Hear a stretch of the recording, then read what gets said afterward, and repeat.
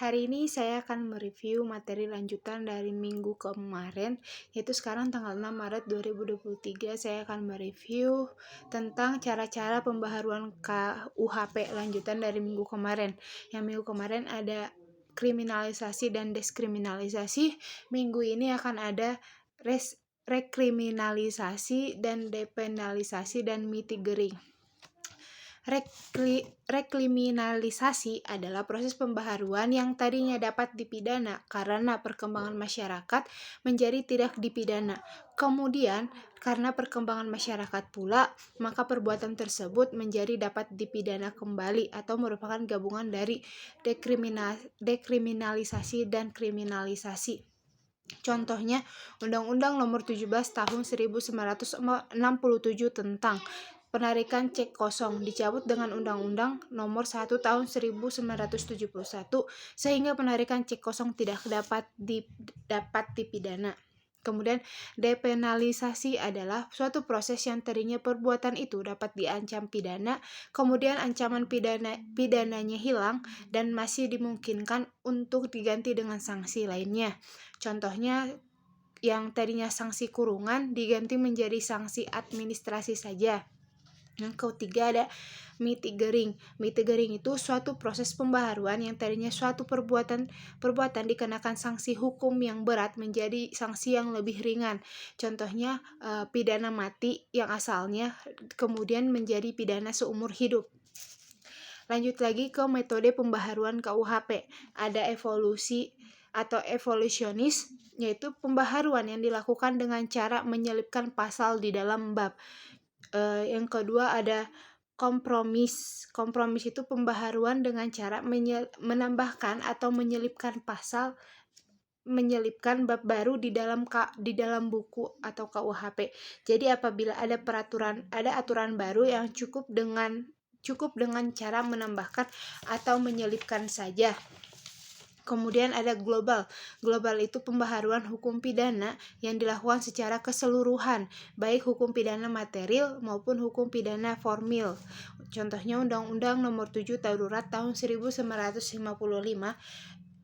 tentang tindak pidana ekonomi yang mengatur baik pidana maupun formil, dan yang sekarang juga yang pembaharuan KUHP Nomor 1 Tahun 2023 itu merupakan pembaharuan KUHP secara global.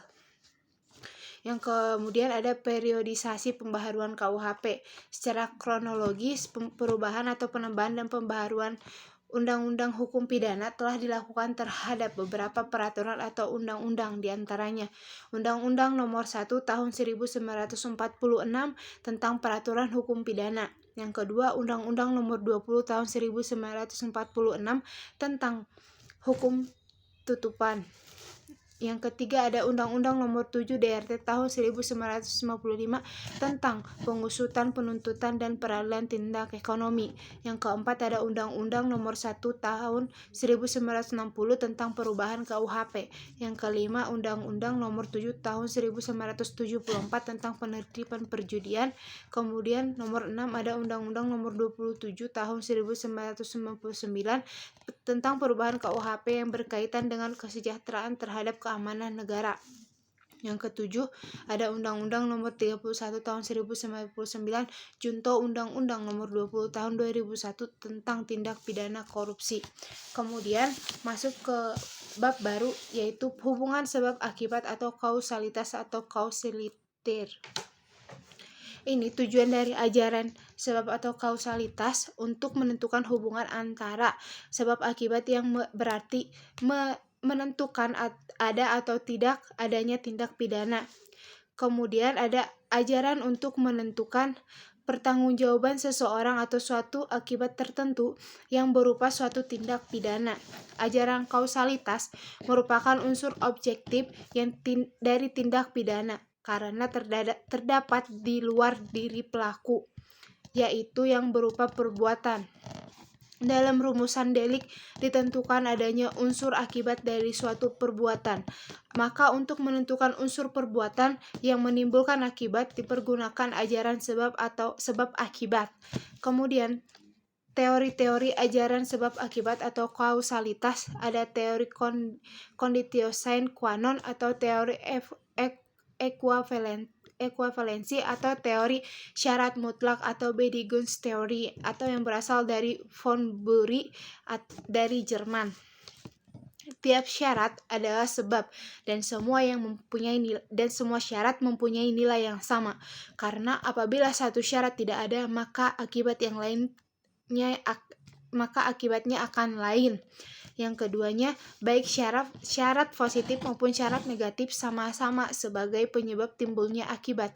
Sehingga jika salah satu syarat tidak terpenuhi, maka akibat konkretnya lain pula. Kemudian ada kebaikan teori ini mudah diterapkan tetapi menimbulkan masalah karena terlalu lingkup luasnya berlaku pertanggungjawaban pidananya. Kesulitannya terlalu membentang ke belakang sehingga tanpa batas. Ini seperti kayak ada suatu masalah yang mengakibatkan tindak pidana, maka si pelaku akan diusut sampai ke akar-akarnya. Kemudian ada teori individualisasi, mengadakan pembatasan antara syarat dengan sebab secara pandangan khusus atau mengindividualisasikan, yaitu secara konkret mengenai perkara tertentu saja dengan mengambil pendapat sesudah kejadian atau post factum atau in correcto. Dalam menentukan akibat dari sebab, dilihat dari rangkaian acara itu, dilihat sendiri. Satu, ada tokohnya atau pengaruh teori individualitas adalah Bittmeyer atau sebab adalah syarat yang kuat. Kesulitannya adalah menentukan faktor yang paling kuat itu apa ukurannya. Ada binding, sebab dari sesuatu akibat adalah faktor yang menambah atau negatif dari serangkaian faktor yang unggul atau positif.